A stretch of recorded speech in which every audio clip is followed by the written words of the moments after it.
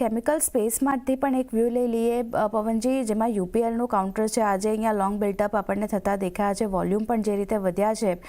કઈ રીતે તમે ધ્યાન રાખી રહ્યા છો યુપીએલ માટે? કારણ કે ટેરિફ જે રીતે યુએસ તરફથી લગાવવામાં આવી છે, ઇન્ડિયન કંપનીઓને ખાસ કરીને આનો ફાયદો આપણને થતો જોવા મળી શકે છે.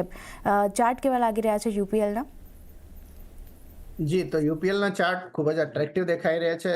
પ્રાઇસ લો, મોમેન્ટમ લો, બધું ફેવરેબલ દેખાઈ રહ્યું છે. એક જ કન્સર્ન છે કે આજનો જે હાઈ છે, હાઈ એપ્રોક્સિમેટલી વાત કરીએ તો 636નો જો આજનો હાઈ છે, એ જ રેન્જમાં એક થોડુંક રેઝિસ્ટન્સ છે.